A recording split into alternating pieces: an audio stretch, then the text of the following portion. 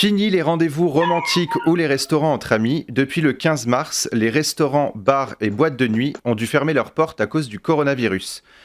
Si un élan de solidarité a vu le jour de la part des restaurateurs, leur avenir est parfois incertain. Pour en parler avec nous dans le MAG, Jean Terlon, vice-président général de l'Union des métiers et des industries de l'hôtellerie en Île-de-France. Bonjour et bienvenue sur Sensation. Bonjour. Alors tout au long du confinement, les restaurateurs ont décidé d'apporter leur soutien aux soignants en leur apportant des repas, un geste qui a été salué par les médias et les citoyens. Mais aujourd'hui, quel est le bilan des restaurateurs qui ont dû fermer au public pendant 2 mois et qui doivent encore rester fermés ?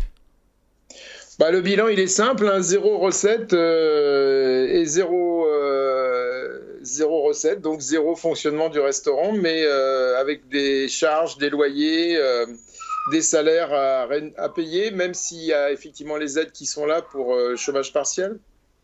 Donc de ce fait, forcément, un restaurant qui a été arrêté brutalement en 4 heures de temps et qui a subi de plein fouet le virus un peu plus violemment que tout le monde, c'est-à-dire la fermeture assez rapide et non préparée.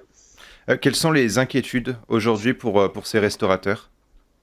L'inquiétude, c'est notre métier est un métier de convivialité, de partage, de contact. Et le virus est tout à fait l'opposé. Donc, comment faire de la restauration aujourd'hui dans les mêmes conditions, à part d'avoir un vaccin et d'être débarrassé du virus, pour revenir sereinement dans un restaurant qui est un lieu de convivialité. Alors, il faudra... Allez-y. Non, c'est toute la complexité du problème. Le mot se réinventer est très joli, mais je ne sais pas réinventer la convivialité en salle. Nous ne savons pas faire ça. C'est ça risque d'être un petit peu compliqué. Justement, il y a des restaurants qui pensent pouvoir mettre peut-être des plexiglas pour protéger un minimum les clients. Est-ce que c'est possible de mettre des plexiglas en place dans un restaurant ? Alors nous, à l'UMI, on s'occupe on a été mandaté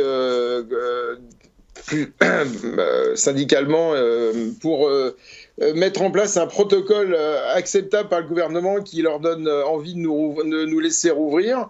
Les plexis sont pas du tout prévus dans le programme parce que c'est complètement absurde, puisque de toute façon, nous sommes des lions un peu de confinement. Alors pour le coup, on est aussi du confinement. Quand on est chez nous, on reste au moins une petite heure quand même. Donc il y a un protocole qui est mis en place, qui a été proposé au gouvernement afin de trouver la meilleure façon d'accueillir les gens dans les conditions d'hygiène, sachant que les conditions d'hygiène dans un restaurant, c'est déjà un prérequis au niveau de la cuisine et puis évidemment aussi de la salle, mais surtout de la fabrication en cuisine. Hein. Ça s'appelle le PNS, qui permet à tous les restaurateurs de mettre en place tout ce qu'il faut pour qu'au niveau sanitaire, la cuisine soit faite dans de bonnes conditions. Et là, le plus gros souci, c'est d'accueillir des gens dans une salle de restaurant. Donc, se laver les mains, bien sûr, le client aussi. Porter un masque, ça va être difficile.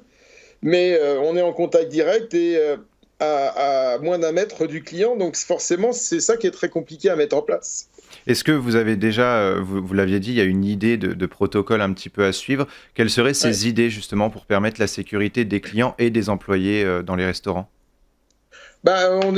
Faut trouver le moyen entre la convivialité et le respect des distances. C'est ça qui est très complexe. Moi, je pense qu'aujourd'hui, on a beau tourner le problème dans tous les sens, il y a quand même un phénomène qui peut être perçu comme le consommateur, comme le restaurant et comme un lieu à risque. Déjà parce qu'on nous a fermé très rapidement par rapport à tout le monde, donc on a considéré que d'aller au restaurant, dans un bar, dans une discothèque, c'était risqué.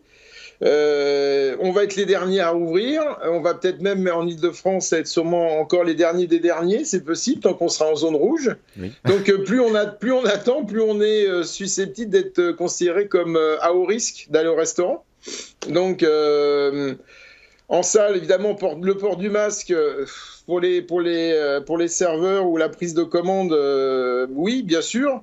Mais le client, dès qu'il rentre dans un restaurant, est quelqu'un qui peut être contaminant. Donc, on va lui demander de se laver les mains. On va éviter qu'il circule dans le restaurant. Donc, il va falloir qu'il prenne ses précautions pour aller aux toilettes rapidement.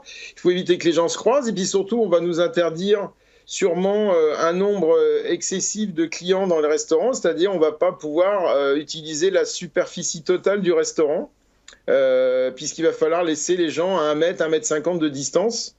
Et puis ensuite pour les groupes, alors là ça va être encore plus compliqué, il va falloir que les gens soient de la même famille et on est entre 6 et 10 personnes acceptées sur la même table. Donc vous voyez, c'est beaucoup de contraintes.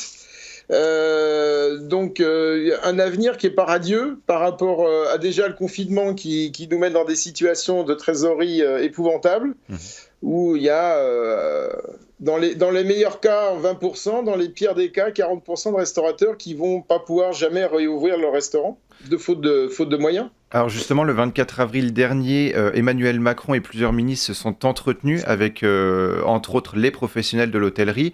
À l'issue de cet entretien et des discussions qui ont suivi depuis, quelles sont les mesures mises en place par l'État pour permettre aux restaurateurs de se relever de cette crise ? On a le fonds de solidarité qui fait qu'un restaurateur ou un commerçant, mais pour les restaurateurs, tous ceux qui sont fermés administrativement, parce qu'en fait on a une fermeture administrative, hein, donc on peut percevoir 1 500 € en allant remplir le document sur impôts.gouv. Ensuite, vous avez le chômage partiel qui permet de garder les salariés sous perfusion pour l'instant. Et puis ensuite, il y a le prêt qu'on peut aller demander à la BPI, mais tout ça, c'est des annonces qui sont assez sympathiques, mais qui dans la réalité sont un peu plus complexes et un peu plus compliquées à mettre en place. Donc le fonds garanti par l'État, par la BPI et par nos banques, c'est pas systématiquement autorisé ou accepté sur moi. Ça dépend de l'état du restaurateur ou de l'hôtelier, du discothécaire ou du cafetier. Au moment où il va demander ce prêt, s'il a des difficultés déjà avant, donc pas facile d'avoir un prêt. Et puis il y a les assurances qu'on attend désespérément de voir venir, puisqu'on a une perte d'exploitation. On est beaucoup à avoir souscrit des pertes d'exploitation. Et évidemment, la pandémie, c'est pas prévu dedans. Oui. Mais enfin, si on parle de solidarité, je pense que l'assureur, c'est le premier boulot, c'est d'être solidaire des problématiques de ses clients. Alors il y a quelques assurances qui aident, mais les gros, pour l'instant, ne bougent pas. Mais je pense que jeudi prochain, Bruno Le Maire va taper du poing sur la table. Et s'ils font vraiment rien, je pense qu'ils vont avoir droit à un joli décret qui va les obliger à faire quelque chose. Et alors, on parle des restaurants, mais il y a aussi les hôtels qui sont concernés. Oui. Il y a des hôtels qui ont été réquisitionnés pour les personnes atteintes du Covid et qui ne souhaitent pas rentrer tout de suite chez eux ou qui souhaitent s'isoler pendant un temps dans un hôtel.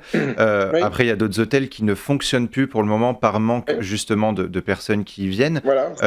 Qu'est-ce qui a été mis en place aussi pour les hôtels pour assurer la sécurité, encore une fois, des clients et des employés ?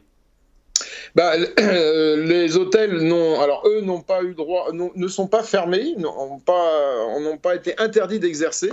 Par contre, ils ont par obligation ou fermé ou réduit la voilure parce que manque de clients. Évidemment, on est tous liés, hein, pas de manifestation, donc pas d'hôtel, pas d'affaires, pas d'hôtel, pas de restaurant et ainsi de suite.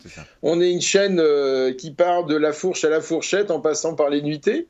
Et donc on est tous liés à être, même si eux n'ont pas été interdits. Après, les normes de sécurité sanitaire, elles sont toujours les mêmes pour tout le monde, hein, c'est-à-dire gel hydroalcoolique en permanence, désinfection des chambres. Et puis après, les petits déjeuners sont pris soit en chambre, la nourriture se fait en chambre, puisque les hôtels qui ont des lieux pour le petit déjeuner ou pour la restauration, eux par contre étaient fermés. Donc il fallait tout prendre en chambre et rester en chambre, confiné dans sa chambre. Et puis après, il y a des hôtels qui sont réquisitionnés pour des gens qui sont malades et qui n'ont pas d'autre solution que d'être isolés par rapport au reste de leur famille. Alors, en 2 petits mots, en restant lucide, est-ce que vous pensez que les hôtels et restaurants pourront rouvrir en juin ou est-ce qu'il faudra attendre encore un petit peu ? L'espérance, alors il y a 2 écoles. Il y a ceux qui pensent en fonction des régions, de la saisonnalité, de tout ce qui nous arrive. On est tous un peu perturbés par ce phénomène. Il y en a qui pensent qu'il faut rouvrir rapidement. Alors je pense que c'est les plus jeunes ou peut-être ceux qui pensent que de rouvrir, ça va solutionner leurs problèmes. J'espère pour eux que ça sera le cas. Parce que c'est pas parce qu'on va rouvrir que les gens vont se précipiter chez nous. C'est ça. Ça reste encore très très flou en fait.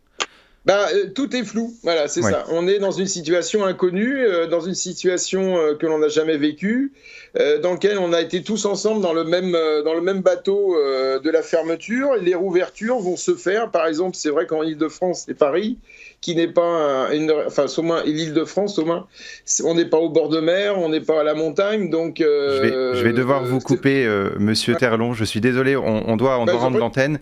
Merci beaucoup d'avoir été avec nous. En tout cas, on espère qu'ils rouvriront rapidement. Et pour revoir ou réécouter cette émission, rendez-vous sur notre site et application Radio Sensation.